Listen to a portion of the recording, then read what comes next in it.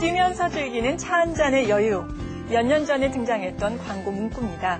이 광고 문구는 사라졌지만 차 한 잔을 즐길 줄 아는 여유의 소중함은 지금도 남아있습니다. 요즘은 차의 종류도 다양해졌지만 우리 선조들의 차 문화를 대표하는 것은 녹차라고 할 수 있을 것 같은데요. 전해져 내려오는 문헌을 본다면은 우리 조상들은 차를 끓일 때 물맛이 차맛의 절반을 좌우한다면서 물을 상당히 중요하게 여겼습니다. 이른 새벽 첫 이슬이 내린 샘물이나 매실이 익어갈 때쯤 내리는 빗물을 모아서 차를 우려냈다라는 말이 전해지기도 합니다. 조상들에겐 빗물이 생활의 일부였다는 것을 짐작하게 해주는데요. 하지만 언젠가부터 우리에게 빗물은 그저 흘러내려가는 것으로 여겨지고 있습니다. 오늘 이 시간 서울대학교 빗물연구소장이신 건설환경공학부 한무영 교수의 말씀 들으시면은 이런 빗물에 대한 인식이 조금 바뀌지 않을까라는 생각이 드는데요. 한무영의 빗물의 재발견 그 세 번째 순서 문을 열어보겠습니다.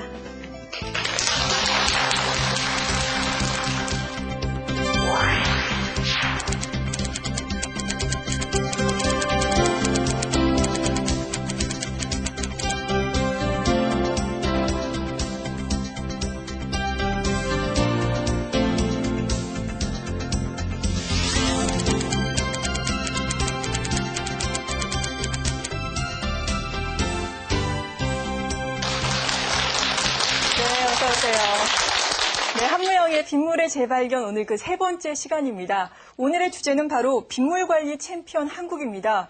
그런데 우리나라가 과연 빗물 관련 챔피언인지 제가 궁금하거든요. 그 점부터 해결을 해주시죠. 네, 챔피언의 그 공통점이 있습니다.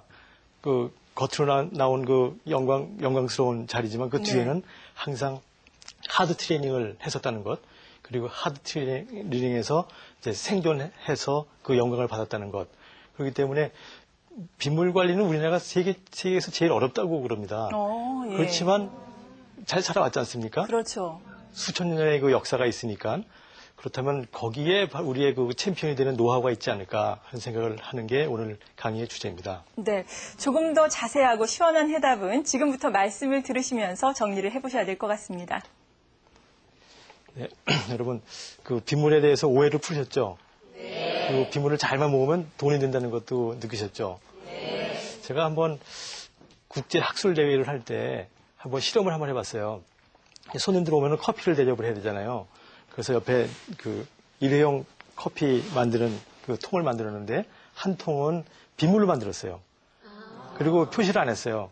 그래서 둘 중에 보통 물하고 빗물하고 어느 게 더 맛있는지 봤더니 그 저녁 때 보니까는 빗물로 만든 그 통의 수위가 많이 줄고 나머지 통은 안 들었더라고요. 그래서 보니까는 빗물로 만든 커피가 더 맛있었구나 하는 생각을 할 수 있게 있었고요. 그게 아마 선조들께서도 빗물로 만든 차를 끓여 먹은 이유가 바로 그게 아닌가 생각합니다. 네. 그걸 우리가 그 옛날에 그 전통을 살려가지고 전 세계의 물 문제를 해결할 수 있는 방법을 한번 말씀드리는데 전 세계적인 물 문제가 있습니다. 그런 것들을 한번 그림을 통해서 한번 보시도록 하겠습니다. 이런 홍수 문제, 우리나라도 이런 문제가 있었고요. 그 다음에 가뭄 문제, 그리고 산불 문제, 모두가 비에 관계되는 겁니다. 빗물에. 처음 홍수는 비가 너무 많이 와서 그렇고, 가뭄은 비가 너무 안 와서 그렇고, 산불은 물이 있을 때 없기 때문에 빨리 끄지 못해서 산불이 번지는 것이고, 전부 다 빗물과 관계되기 때문에 빗물 관리만 잘하면 그런 문제를 어느 정도 줄일 수 있다라는 그런 개념이고요. 이제 2000년 들어와서 전 세계를 이제 살펴봤습니다. 전 세계를 봤더니 이제 전 세계 인구가 60억 명인데 그 중에 12억 명이 맑은 물을, 깨끗한 물을 먹지 못해서 이제 고통을 받고 있고, 그리고 22억 명이 그 하수 처리가 안 돼서 깨끗한 생활에서 살지 못하고 있습니다. 그래서 전 세계의 그 UN 기관, 전 세계의 그 정상들이 모여서 이러면 안 되지 않느냐. 이 숫자를 줄이자. 2015년까지 그 숫자를 반으로 줄이자라는 결의를 한 바가 있습니다. 그것을 밀레니엄 디벨롭먼트 골이라고 해가지고 새천년 목표를 만들었는데 10년이 지난 지금까지 그게 해결이 별로 안 되고 있습니다. 왜냐하면 지금까지 해던 방법 그렇다면 그것이 바로 지금까지 해던 방법에 문제가 있다는 것이 아닌가 하는 것을 거꾸로 얘기하는 것이고, 저는 여기에 대해서 그 문제를 해결할 수 있는 방법이 있습니다.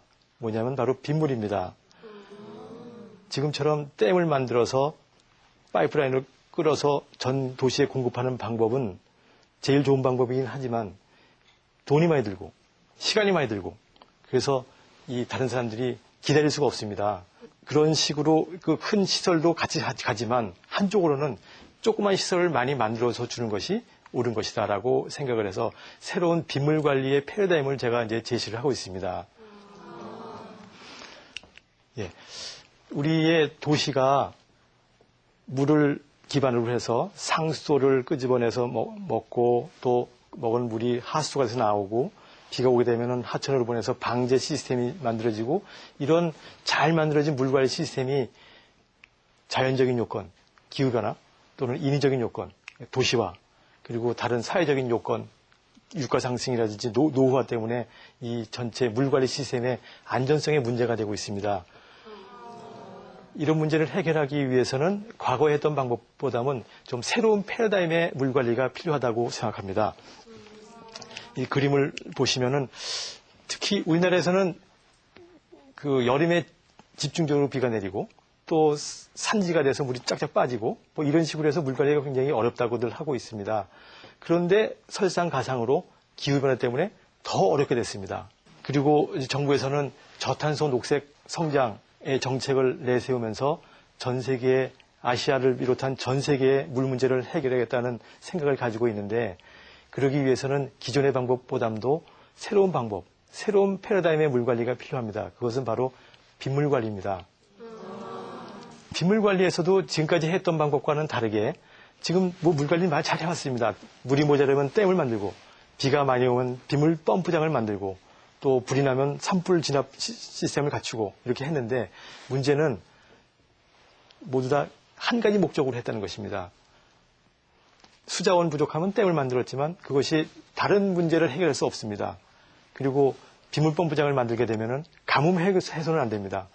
이와 같이 우리는 여태까지 물관리 시스템에서는 한두 가지 목적에 대해서 했기 때문에 전체 시스템을 갖추기 위해서는 부족하고 또 돈도 여러 번 내는 수밖에 없었습니다.